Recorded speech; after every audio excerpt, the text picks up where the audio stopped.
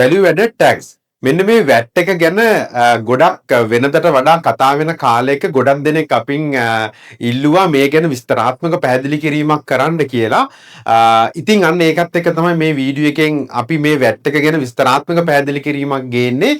ඉතින් මේ ගැන වැඩිපුර කතා කරන්න එක හේතුවක් උනේ පසුගිය අයවැය යෝජනා වලින් ගෙනාපු එක සංශෝධනයක් තමයි වැට් බද්දට ලියාපදිංචි වෙන සීමාව එහෙම නැත්නම් වැට් බද්දට යටත් වෙන ආදායම් සීමාව මිලියන වාර්ෂිකව මිලියන 60 ඉඳලා මිලියන 36 වෙනකන් අඩු කරන්න යෝජනා කරලා තියෙනවා 2026 අප්‍රේල් 1 වෙනිදා ඉඳලා. ඉතින් මෙන්න මේ යෝජිත සංශෝධනයත් එක්ක දැනට වැට් වලට ලියාපදිංචි නැති ගොඩක් බිස්නස් කරන ව්‍යාපාරිකයන්ට ඉස්සරහදී වැට් බද්දට යටත් වෙන්න වෙනවා. එහෙම නැත්නම් වැට් සඳහා ලියාපදිංචි වෙන්න වෙනවා.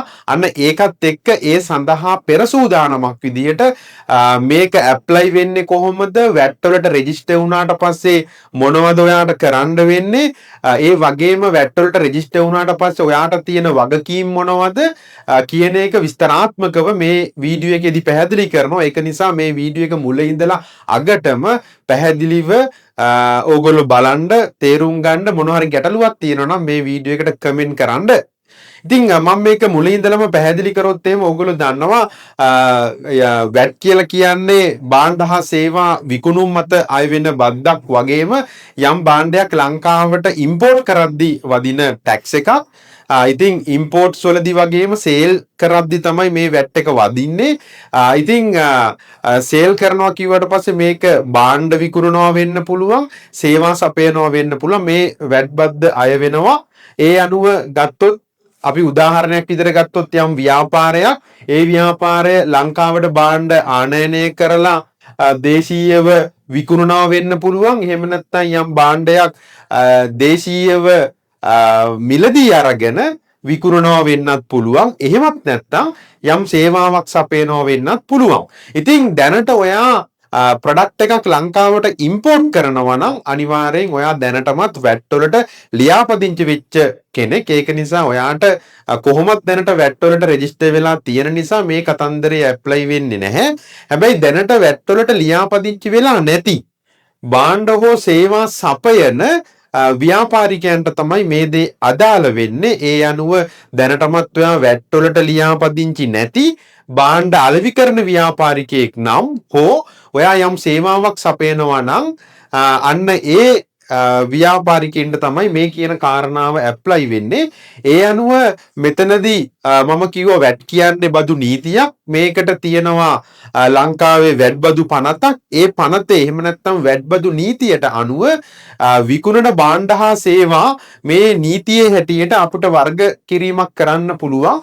වැට් බද්දට යටත් වෙන භාණ්ඩ හා සේවා තියෙනවා. ඒ වගේම වැට් බද්දෙන් නිදහස් භාණ්ඩ හා සේවා තියෙනවා. ඒ කියන්නේ ලංකාවේ විකුණන භාණ්ඩ හා සේවා වැට් බදු නීතියට අනුව කැටගරි දෙකකට කඩන්න පුළුවන්. වැට් බද්දට යටත් භාණ්ඩ හා සේවා සහ වැට් බද්දෙන් නිදහස් භාණ්ඩ හා සේවා විදිහට. දැන් උදාහරණයක් විදිහට ගත්තොත් එහෙම ෆාමසූටිකල් එහෙම නැත්නම් බෙහෙත් කියලා කියන්නේ වැට් බද්දෙන් නිදහස් භාණ්ඩයක්. එතකොට ඔයා ෆාමසූටිකල් අයිටම් එහෙම නැත්නම් බෙහෙත් අයිටම්ස් විකුණනවා නම් ඔයාගේ සේල් එක කීය වුණත් ඔයා වැට් බද්දෙන් නිදහස් වෙනවා. ඒකට හේතුව තමයි ෆාමසූටිකල් අයිටම් එහෙම නැත්නම් ඩ්‍රග්ස් වැට් බද්දෙන් නිදහස් කියන එක වැට් බදු නීතියෙම කියලා තියෙන දෙයක් නිසා. ඒ අනුව මේ වැට් බදු නීතියේ හැටියට නිදහස් භාණ්ඩ හෝ සේවා නෙවෙයි නම් ඔයා සපයන්නේ. ඒ කියන්නේ ඔයා සපයන භාණ්ඩ හා සේවා වැට් බද්දට යටත් භාණ්ඩ හා සේවා. හැබැයි ඔයා දැනට වැට් වලට ලියාපදිංචි වෙලා නැත්තේ ඔයාගේ දැනට විකුණුම් වැට් බද්දට යටත් වෙන ආදායම් සීමාව ඉක්මවා ගිහිල්ලා නැති නිසා. ඒ මොකද දැනට යම් ව්‍යාපාරිකයෙක් එහෙම නැත්නම් භාණ්ඩ හා සේවා සපයන ව්‍යාපාරිකයෙක් වැට් බද්දට ලියාපදිංචි වෙන්න ඕනේ වාර්ෂික විකුණුම් මිලියන 60. එහෙම නැත්නම් කාර්තුවක විකුණුම් මිලියන 15 ඉක්මවා යනවා නම් පමණයි. හැබැයි යෝජිත බදු සංශෝධන වලට අනුව 2026 අප්‍රේල් 1 වෙනිදා ඉඳලා මෙන්න මේ වැට් බදු සඳහා ලියාපදිංචි වෙන විකුණුම් සීමාව අඩු කරලා තියෙනවා වාර්ෂිකව මිලියන 36 දක්වා. වාර්ෂිකව මිලියන 36 කියලා කියන්නේ කාර්තුවකට ගත්තොත් මිලියන 9යි. කාර්තුවකට ගත්තොත් මිලියන 9යි. ඒ කියන්නේ මාසිකව ගත්තොත් මිලියන 3යි. සරලව. එතකොට ඒ කියන්නේ දැනට ඔයා මාසිකව මිලියන 3ක සේල් එකක් කරන කෙනෙක් කියලා කියන්නේ වාර්ෂික ඔයා මිලියන 36ක් කරනවා කියන එක. ඒ අනුව ඔයා වැට් බද්දර ලියාපදිංචි විය යුතු කෙනෙක් වෙනවා 2026 අප්‍රේල් 1 වෙනිදා ඉඳලා. ඉතින් තවදුරටත් මේක පැහැදිලි කරොත් මේ සීමාව ඉෆෙක්ටිව් වෙන්නේ ක්‍රියාත්මක වෙන්නේ ඒ කියන්නේ දැනට තියෙන මිලියන 60 සීමාව මිලියන 36 දක්වා අඩු වෙන්නේ 2026 අප්‍රේල් 1 වෙනිදා ඉඳලා. එහෙමත් නැත්නම් වැට්බදු සඳහා ලියාපදිංචි විය යුතු සීමාව වාර්ෂිකව මිලියන 60 ඉඳලා 36 හෝ එහෙම නැත්නම් මේක කාර්තුවකට කිව්වොත් දැනට තියෙන මිලියන 15යි මේක මිලියන 9 දක්වා අඩු වෙනවා මේ 2026 අප්‍රේල් 1 වෙනිදා ඉඳලා. ඒ අනුව මෙතනදී ඔයා වැට්බදු සඳහා 2026 අප්‍රේල් 1 වෙනිදා ඉඳලා ලියාපදිංචි විය යුතු වෙනවා ඔයාගේ පහුගිය අවුරුද්දේ. ඒ කියන්නේ 2026 අප්‍රේල් 1 වෙනිදාට පහුගිය අවුරුද්දේ වාර්ෂිකව ඔයා මිලියන 36ට වඩා වැඩිපුර භාණ්ඩ හා සේවා සැපයුමක් කරලා නම් ඔයා වැට්බදු වලට රෙජිස්ටර් විය යුතුයි. එහෙමත් නැත්නම් 2026 පහු වෙච්ච කාර්තුවක ඔයාගේ සේල් එක මිලියන 9 ඉක්මවා ගිහිල්ලා නම් ඔයා වැට්බදු සඳහා ලියාපදිංචි විය යුතු වෙනවා. ඉතින් ඔන්න ඕක තමයි මුලින්ම ඔයා තේරුම් ගත යුතු කාරණාව රෙවෙනියු ත්‍රෙෂ්හෝල්ඩ් එක. එහෙම නැත්නම් වැට්බදු වලට ලියාපදිංචි වෙන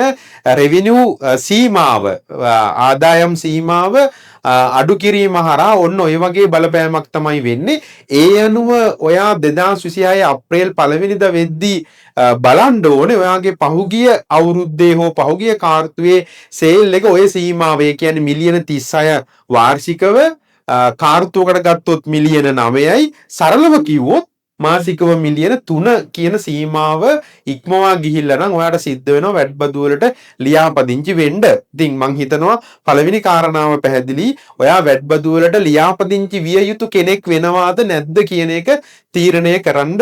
ඉතින් මෙතනදී විශේෂයෙන්ම මතක තියාගන්න ඕනේ කාරණාවක් දැනට ඔයා විකුණන භාණ්ඩ හා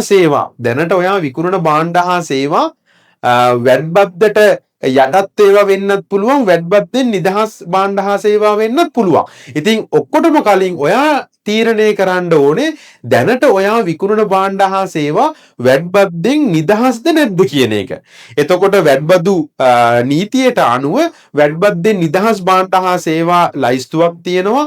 අන්නේ ලයිස්තුවේ ඔයා විකුණන භාණ්ඩය හා සේවාව නැහැ කියලා කියන්නේ ඔයා විකුණන්නේ වැට්බද්දට යටත් භාණ්ඩයක් හෝ සේවාවක්.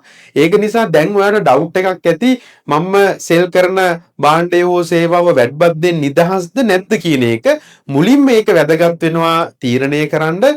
ඉතින් මෙන්න මේ සඳහා ඕගොල්ලොන්ට මේ වැට්බද්දෙන් නිදහස් භාණ්ඩ හා සේවා ලයිස්තුව කොහෙන්ද හොයාගන්න කියන එක එච්චර අමාරු දෙයක් නෙවෙයි. මේ වීඩියෝ එකේ කමෙන්ට් එකකට මම අප්ලෝඩ් කරලා තියන්න ලින්ක් එකක්. අන්නේ ලින්ක් එකෙන් ගිහිල්ලා ඇනලිටික්ස් අපේ වෙබ්සයිට් එක හරහා ඔයාට ඩවුන්ලෝඩ් කරගන්න පුළුවන් බලන්න පුළුවන් මොන භාණ්ඩ හා සේවාද වැට්බද්දෙන් නිදහස් වෙන්නේ කියලා. ඉතින් ඒ ලයිස්තුව බලලා තීරණය කරන්න ඔයා දැන් විකුණන භාණ්ඩ හා සේවා වැට්බද්දෙන් නිදහස්ද වැට්බද්දට යටත්ද නැද්ද කියන එක. පැහැදිලි ඇති. ඉතින් එතනදී තව දෙයක් කියන්න ඕනේ මෙන්න මේ වැට්බද්දට යටත් වෙන රෙවෙනියු සීමාව එහෙම නැත්නම් මේ විකුණුම් වටිනාකම බලද්දී මේ වැට්බද්දෙන් නිදහස් භාණ්ඩ හා සේවා මෙතනදී අයින් කරනවා. දැන් උදාහරණයක් විදිහට ඔයා දැනට ෆාමසියක් කරනවා කියලා හිතන්නකෝ. එතකොට මේ ෆාමසියේ වැට්බද්දට යටත් භාණ්ඩක් තියෙනවා වැට්බද්දෙන් නිදහස් භාණ්ඩක් තියෙනවා. එතකොට ඔයා වැට්බද්දට රෙජිස්ටර් විය යුතු බිස්නස් එකක්ද නැද්ද කියලා ඩිසයිඩ් කරද්දී ඔයාගේ සේල් එක බලන්න ඕනේ වැට්බද්දෙන් නිදහස් භාණ්ඩ හා සේවා හැර ඉතුරු වටිනාකම මේ සීමාව එහෙම නැත්නම් වාර්ෂිකව මේ සීමාව පයින්නවද නැද්ද කියන එක. ඉතින් ඒකත් මතක තියාගන්න. ඉතින් ඔය මොන දෙයකටත් ඔයා විකුණන භාණ්ඩ හා සේවාව වැට්බද්දට යටත්ද නැද්ද කියන එක මුලින්ම ඩිසයිඩ් කරන්න. ඉතින් ඒක ඩිසයිඩ් කරාට පස්සේ ඔයාට සිද්ධ වෙනවා මේ සීමාව පැනලා නම් ඉදිරියේදී වැට් වලට රෙජිස්ටර් වෙන්න. ඉතින් මේ රෙජිස්ටර් වෙන එක ඔයාට කරන්න පුළුවන්. ඔයාට දැනටමත් ඔයාගේ බිස්නස් එකට අරන් තියෙනවා ටැක්ස් ෆයිල් අංකයක් එහෙම නැත්නම් ටින් එකක්. ඒ ටින් එකට තියෙනවා ලොගින් එකක් එහෙම නැත්නම් ඉන්න රෙවිනියු ඩිපාර්ට්මන්ට් එක ප්‍රොවයිඩ් කරලා තියෙනවා රැමිස් කියලා සිස්ටම් එකක්. ඒ සිස්ටම් එකට අදාළව ඔයාගේ කම්පැනි එකට ඔයාගේ බිස්නස් එකට දීලා තියෙන ලොගින් එක හරහා මේ වැඩබදු සඳහා ලියාපදිංචියට ඔයාට අයදුම් කරන්න පුළුවන් ඔන්ලයින්ම. ඉතින් ඒක වෙනම වීඩියෝ එකකින් පැහැදිලි කිරීමක් කරන්නම් වැට් වලට කොහොමද රෙජිස්ටර් වෙන්නේ කියන එක. ඉතින් ඔය කියන විදිහට වැට් බදු කියන ටැක්ස් ටයිප් එකට රෙජිස්ටර් වීමක් ඔයාට වෙන්න වෙනවා ඉදිරියේදී ඔය කියන සීමාව ඔයා ඉක්මවා යනවා නම්.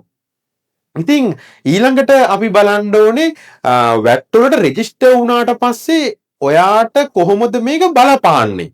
එහෙනම් ඒකත් මම මෙතනදී පැහැදිලි කරන්නම්. මතක තියාගන්න වැට් බදු වලට ලියාපදිංචි වුණාට පස්සේ ඒ රෙජිස්ටර්ඩ් වෙච්ච පර්සන් කෙනෙක්ට, ඒ කියන්නේ බිස්නස් එකක් වෙන්න පුළුවන්, කම්පැනි එකක්, ඕනෙම වැට් බදු වලට ලියාපදිංචි වෙච්ච ව්‍යාපාරිකයෙක්ට ප්‍රධාන වගකීම් දෙකක් පැවරෙනවා. එකක් තමයි වැට් බදු දේශීය ආදායම් දෙපාර්තමේන්තුවට ඔයාගේ විකුණුම් මත ඉල්ල රෙවිනියු ඩිපාර්ට්මන්ට් එකට වැට් එක පේ කරන්න වෙනවා. ඒ වගේම වැඩබදු වාර්තාවක් දේශීය ආදායම් දෙපාර්තමේන්තුවට ඔන්ලයින් සබ්මිට් කරන්න වෙනවා. එහෙනම් වැට් වලට රෙජිස්ටර් වුණාට පස්සේ වගකීම් දෙකයි. එකක් තමයි වැඩබදු ගෙවන එක, අනිත් එක තමයි වැඩබදු වාර්තාව සබ්මිට් කරන එක. ඉතින් මේ දෙක වෙන වෙනම මම පැහැදිලි කරොත් වැඩබදු ගෙවීම ගත්තොත් දැනට ඔයා විකුණන්නේ, දැනට ඔයා වැට් වලට ලියාපදිංචි නැති බිස්නස් එකක් කරන කෙනෙක් නම් වැට් වලට රෙජිස්ටර් වුණාට පස්සේ ඔයා මොකද කරන්නේ? ඔයාගේ සේල් එකට කස්ටමර්ට මේ භාණ්ඩය හෝ සේවාව අලෙවි කරද්දී වැට් එක එකතු කරලා තමයි ඔයා විකුණන්නේ. දැනට රුපියල් 100ට විකුණන යම් සේවාවක් කියලා හිතන්නකෝ. එතකොට වැට් වලට රෙජිස්ටර් වුණාට පස්සේ ඔයා මේකට 118ක් වැට්බදු අනුපාතයේ දැනට තියෙන නීතිය අනුව 118යි. ඒ අනුව 118ක් ඔයාගේ භාණ්ඩයේ මිලට එකතු කරනවා. ඒ අනුව දැනට 100ට විකුණන භාණ්ඩය 118 වෙන්නත් පුළුවන්. හැබැයි ඔයා භාණ්ඩයක් වගේ විකුණනවා නම් එතනදී ඔයාගේ දැනට කොස්ට් එක ඇතුලේ තියෙන මේ වැට් ගෙවීමක් ඔයා දැනට එළියට කරලා මිලදී ගන්නවා නම් ඉදිරියේදී ඒක ඔයාට කොස්ට් එකක් වෙන්නේ නැහැ. ඒ අනුව කොස්ට් එක කියලා සලකද්දී ඔයා වැට් එක අයින් කරලා ඉතුරු ගාණ තමයි කොස්ට් එක වෙන්නේ. ඒකට ඔයාගේ ලාභය එකතු කරලා එන විකුණුම් මිලට 118ක් එකතු කරලා තමයි විකුණන්න ඕනේ. ඉතින් මම වෙනම සෙෂන් එකක වෙනම වීඩියෝ එකක් දාන්නම් කොහොමද වැට් වලට රෙජිස්ටර් වුණාට පස්සේ ප්‍රොඩක්ට් එකේ ප්‍රයිස් එක හදාගන්න කියන එක. ඉතින් ඒක එතනදී ඒ වීඩියෝ එක බලන්න. ඉතින් මෙතනදී මම පැහැදිලි කරන්න වැට් වලට රෙජිස්ටර් වුණාට පස්සේ ඔයා කරන්නේ ඔයාගේ විකුණන මිලට වැට් එක කස්ටමර්ට එකතු කරලා විකුණන එක. ඒ කියන්නේ කස්ටමර්ගෙන් වැට් එක එකතු කරගෙන දේශීය ආදායම් දෙපාර්තමේන්තුවට ගෙවනවා. ඉතින් එහෙම දෙයක් වෙන්නේ. එතකොට ඒ 118 ඔයාට පාඩුවක් වෙන්නේ නැහැ. එක මේක කස්ටමර්ගෙන් කලෙක්ට් කර ගැනීමක් තමයි එතනදී වෙන්නේ. ඉතින් මෙතනදී විශේෂ වැඩක් වෙනවා. ඔයා වැට් වලට රෙජිස්ටර් වුණාට පස්සේ ඔයා භාණ්ඩය විකුණන කස්ටමර් ඉන්නවනේ. ඒ කස්ටමර් සමහරක් විට වැට් වලට රෙජිස්ටර් වෙච්ච කස්ටමර් කෙනෙක් වෙන්නත් පුළුවන්. වැට් වලට රෙජිස්ටර් වෙච්ච නැති කස්ටමර් කෙනෙක් වෙන්නත් පුළුවන්. දැන් උදාහරණයක් විදිහට ගත්තොත් ඔයාගේ භාණ්ඩයේ වැට් නැති විකුණුම් මිල 100යි නම් ඔයා 118ට තමයි විකුණන්නේ වැට් එකත් එකතු කරලා. හැබැයි ඔයා විකුණන කස්ටමර් වැට් රෙජිස්ටර් වුණත් වැට් රෙජිස්ටර් නැති කෙනෙක් වුණත් දෙගොල්ලොන්ටම විකුණන්නේ 118 තමයි. සමහරක් කට්ටිය වැරදි විදිහට තේරුම් අරන් ඉන්නවා වැට් රෙජිස්ටර් වෙච්ච කට්ටියට විතරයි වැට් එක එකතු කරලා විකුණන්නේ කියලා. අනිත් අයට වැට් එක එකතු කරන්න ඕනේ නැහැ කියලා. එහෙම එකක් නැහැ. මෙතනදි වෙන්නේ ඔයා කොහොමත් ඔයා විකුණන්නේ කාට වුණත් සරලව මම මේ කියන්නේ වැට් එක එකතු කරගන්න ඕනේ. වැට් එක එකතු කරගෙන ඒක දේශීය ආදායම් දෙපාර්තමේන්තුවට මාසික පදනමින් ගෙවන්න ඕනේ. ඒ කියන්නේ මේ මන්ත් එකේ සේල් එකට අදාළව ඔයාගේ වැට් amount එක ඊළඟ මාසේ 20 දේශීය ආදායම් දෙපාර්තමේන්තුවට ගෙවන්න ඕනේ. අන්න ඒ විදිහට තමයි මේක ගෙවන්නේ. ඉතින් එතනදී කස්ටමර් දැන් ණයට බඩු විකුණන ව්‍යාපාරයක නම් කස්ටමර් සමහරක් විට ඒ ඉන්වොයිස් එකට පේමන්ට් එක ගෙවලා නැති වෙන්නත් පුළුවන්. ඉතින් ඒක අදාළ නැහැ. ඉන්වොයිස් එක ඔයා නිකුත් කරලා නම් ඒ මන්ත් එකේ ඉන්වොයිස් ඉෂුව කරලා තියෙන වටිනාකමට අදාළ වැට් එක ඊළඟ මාසේ 20 දේශීය ආදායම් දෙපාර්තමේන්තුවට ගෙවන්න ඕනේ. එතකොට විශේෂයෙන් මෙතනදී මතක තියාගන්න ඔයාගෙන් ගන්න කස්ටමර් වැට් රෙජිස්ටර් වෙන්නත් පුළුවන්, වැට් රෙජිස්ටර් නැති කෙනෙක් වෙන්නත් පුළුවන්. මෙතනදී ඔයා විකුණන කස්ටමර් වැට් රෙජිස්ටර්ඩ් නම් එයාට සිද්ධ වෙනවා ඔයාට ඉෂුව කරන්න ටැක්ස් ඉන්වොයිස් එකක්. ටැක්ස් ඉන්වොයිස් එකක්. එතකොට ටැක්ස් ඉන්වොයිස් එකක් කියන එකෙන් අදහස් වෙන්නේ ඔයා විකුණන භාණ්ඩයේ වටිනාකම ඇතුලේ තියෙන වැට් amount එක වෙනමම පෙන්වන්න ඕනේ. අන්නේ වැට් amount එක වෙනම පෙන්නලා නිකුත් කරන ඉන්වොයිස් එක තමයි අපි කියන්නේ ටැක්ස් ඉන්වොයිස් එක. ඔන්න වැට් වලට රෙජිස්ටර් වුණාට පස්සේ ඔයාට සිද්ධ වෙනවා ඔයාගෙන් ගන්න කස්ටමර්ස්ලාට භාණ්ඩ ගන්න කස්ටමර්ස්ලාට ටැක්ස් ඉන්වොයිස් ඉෂුව කරන්න. එතකොට මේක මැනුවලි කරන එක ටිකක් ප්‍රායෝගිකව අමාරුයි. හේතුව තමයි වැට් වලට රෙජිස්ටර් වුණාට පස්සේ ඔයාට තවත් වැඩක් තියෙනවා කරන්න. මම කිව්වා වැට්බදු වාර්තාවක් දේශීය ආදායම් දෙපාර්තමේන්තුවට ලබා දෙන්න ඕනේ. එතකොට ඔයා වැට් ඉන්වොයිස් එහෙම නැත්නම් ටැක්ස් ඉන්වොයිස් ඉෂුව කරපු කස්ටමර්ස්ලාගේ ලයිස්තුවක් ඉන්වොයිස් ලයිස්තුවක් මෙන්න මේ වැට්බදු වාර්තාවත් එක්ක දේශීය ආදායම් දෙපාර්තමේන්තුවට යවන්න ඕනේ. ඒක නිසා ඔයාගේ ළඟ පිළිවෙලට වාර්තා තියා ගැනීම අත්‍යවශ්‍ය වෙනවා වැට් වලට රෙජිස්ටර් වුණාට පස්සේ. ඉතින් ඒක නිසා මේ ටැක්ස් ඉන්වොයිස් ඉෂුව කරන්න ඔයාට ලේසි ක්‍රමවේදයක් හදාගන්න ඕනේ. ඉතින් ඒක නිසා ගොඩක් වෙලාවට අපි මොකද කරන්නේ ව්‍යාපාරිකයින්ට මේ තමන්ගේ ඔපරේෂන් එක හැන්ඩල් කරන්න ගිණුම් කටයුතු ටික පිළිවෙලට කරගන්න පුළුවන් වෙන විදිහට අපි යෝජනා කරන්නේ හොඳ accounting system එකක් එහෙම නැත්නම් invoicing system එකක් එක්කම accounting function එක තියෙන software එකක් මේ වැඩේට භාවිතා කරන්න පුළුවන්. ඉතින් වෙන විවිධ softwares තියෙනවා. ඉතින් මේ වගේ පහසුකම් අපිට ඔයගොල්ලන්ට ලබා දෙන්න පුළුවන්. ඉතින් ඒකත් මතක තියාගන්න ටැක්ස් ඉන්වොයිස් ඉෂුව කරන්න ඕනේ. ටැක්ස් ඉන්වොයිස් හිතුමතේට ඉෂුව කරාට වැඩක් නැහැ. ඒ පිළිබඳ රෙකෝඩ්ස් දේශීය ආදායම් දෙපාර්තමේන්තුවට යවන්න ඕනේ. ඒක නිසා කල්තියා ඒකට අදාළ ක්‍රමවේදය හදාගෙන හිටියා නම් ඔයාට ඒක ලේසි වෙනවා. ඒකත් මතක තියාගන්න. හැබැයි ඔයාගෙන් භාණ්ඩ ගන්න කස්ටමර් වැට් රෙජිස්ටර්ඩ් නැත්නම් එයාට සාමාන්‍ය ඉන්වොයිස් එකක් ඉෂුව කරා නම් හරි එතනදී සාමාන්‍ය ඉන්වොයිස් එක කියලා කියන්නේ එතනදී වැට් amount එක වෙනම පෙන්වන්නේ. හැබැයි ඒ කස්ටමර් ගෙනුත් වැට් එක එකතු කර ගැනීමක් කරනවා. ඒ කියන්නේ 118ටම තමයි මෙතනදී විකිණීම කරන්නේ. ඉතින් ඔය කියන විදිහට වැට් වලට රෙජිස්ටර් වුණාට පස්සේ ඔයා විකුණන වැට් බද්දට යටත් භාණ්ඩ හා සේවා විකුණුම් වලට අදාළව කස්ටමර්ගෙන් වැට් එක එකතු කරගෙන ඒක ඊළඟ මාසේ දේශීය ආදායම් දෙපාර්තමේන්තුවට ගෙවන්න ඕනේ. හැබැයි මතක තියාගන්න කස්ටමර් සල්ලි ගෙවන විදිහට නෙවෙයි දේශීය ආදායම් දෙපාර්තමේන්තුවට යවන්න ඕනේ. ඔයා ඉන්වොයිස් ඔයා මේ මන්ත් එකේ ඉන්වොයිස් ඉෂුව කරලා තියෙනවා නම් ඒකට අදාළ සල්ලි ලැබුණත් නැතත් ඊළඟ මාසේ 20 වෙද්දි දේශීය ආදායම් දෙපාර්තමේන්තුවට වැට් එක පේ කරන්න ඕනේ. ඊට පස්සේ වැට්බදු වාර්තාව ඔන්ලයින් සබ්මිට් කරන්න ඕනේ. ඉතින් මේ වැට්බදු වාර්තාව බාර දෙන්න අවශ්‍ය වෙන්නේ මෙතනදී පීරියඩ්ස් දෙකක් තියෙනවා මන්ත්ලි සහ ක්වාටර්ලි. එතකොට එක්ස්පෝර්ට් නම් ඔයා කරන්නේ එක්ස්පෝර්ටර්ස්ලට අදාළ වෙන්නේ නැහැ. අනිත් ඒ කියන්නේ ඔයා දේශීයව භාණ්ඩ දේශීය එහෙම නැත්නම් භාණ්ඩ හා සේවා ඔයා ලෝකලි සෙල් කරනවා නම් ඔයා වැට්බදු වාර්තාව ලබා දෙන්න ඕනේ කාර්තුවකට සැරයක්. ක්වාටර්ලි තමයි වැට්බදු වාර්තාව සබ්මිට් කරන්න තියෙන්නේ. ඒක නිසා මන්ත්ලි දේශීය ආදායම් දෙපාර්තමේන්තුවට වැට් එක පේ කරනවා. කාර්තුවකට සැරයක් වැට්බදු වාර්තාව ඔන්ලයින් සබ්මිට් කරන්න වෙනවා. ඉතින් ඔන්න ඔය කියන විදිහට ඔයාට සිද්ධ වෙනවා මේ වැට් වලට රෙජිස්ටර් වුණාට පස්සේ මේ වැට්බදු නීතියට අනුකූල වෙන්න. ඉතින් ඔන්න ඔය කියන විදිහට ඉතින් මම හිතනවා ඔයාට පැහැදිලි වෙන්න ඇති මේ 2026 අප්‍රේල් 1 වෙනිදා ඉඳලා මේ රෙවෙනියු threshold එක අඩු කිරීම හරහා ඔයාට එන බලපෑමට කොහොමද මූණ දෙන්නේ කොහොමද ඒක ඔයාට බලපාන්නේ කියන එක. ඉතින් මම හිතනවා ඒ ගැන ඔයාට පැහැදිලි අවබෝධයක් එන්න ඇති. ඉතින් දැනට වැට් වලට ඔයා රෙජිස්ටර් වෙලා නැත්නම් ඔයාගේ ව්‍යාපාරය බලන්න මේ කියන රෙවෙනියු සීමාවන් ඔයාගේ ඉක්මවා යනවද? එහෙමනම් ඔයාට සිද්ධ වෙනවා මේ තියෙන බදු සංශෝධන වලට අනුව 2026 අප්‍රේල් 1 වෙනිදා ඉඳලා වැට් බද්දට ලියාපදිංචි වෙන්න. හැබැයි ඔයා දැනටමත් ඉම්පෝර්ට් කරනවා නම් එතනදී මේක අදාළ වෙන්නේ දැනටමත් ඔයා ඉම්පෝර්ට් කරනවා නම් වැට් වලට රෙජිස්ටර් වෙලා තියෙන්නේ. ඉතින් ඒක නිසා ඉම්පෝර්ටර් කෙනෙක් නෙවෙයි නම් ඔයාට මේ කියන කාරණාව අදාළ වෙනවා ඉදිරියේදී. ඔය අප්‍රේල් පළවෙනිදා ඉඳලා. ඉතින් මං හිතනවා ඔයාට මේ වැඩබදු ලියාපදිංචිය ගැන වෙන්න පුළුවන්. එහෙම නැත්නම් වැඩබදු වාර්තාව බාර දීම ගැන වෙන්න පුළුවන්. එහෙම නැත්නම් වැඩබදු සම්බන්ධ ඔයාට තියෙන ගැටලුවක් වෙන්න පුළුවන්. ඇනලිටික්ස් අපිට යොමු කරන්න පුළුවන්. ඉතින් ඔයාට කරන්න තියෙන්නේ මේ වීඩියෝ එකෙන් පල්ලෙහා තියෙන WhatsApp බටන් එක ක්ලික් කරලා අපිට මැසේජ් එකක් යොමු කරන්න. එහෙමත් නැත්නම් මේ වීඩියෝ එකේ කැප්ෂන් එකේ එහෙම නැත්නම් ඩිස්ක්‍රිප්ෂන් එකේ තියෙනවා නම්බර් එකක්. ඒකට මැසේජ් එකක් දාලා මේ ලියාපදිංචියේ වැඩබදු වාර්තාව සඳහා සහායක් ඇනලිටික්ස් අපෙන් ලබා ගන්න පුළුවන්. ඉතින් මේ වගේ ටැක්ස් සම්බන්ධව වැදගත් වීඩියෝස් බලන්න නම් ඉදිරියේදී ඇනලිටික්ස් අපේ සෝෂල් මීඩියා පේජස් ෆලෝ කරලා තියාගන්න. එහෙනම් මේ වගේ තවත් වීඩියෝ එකකින් හම්බෙමු.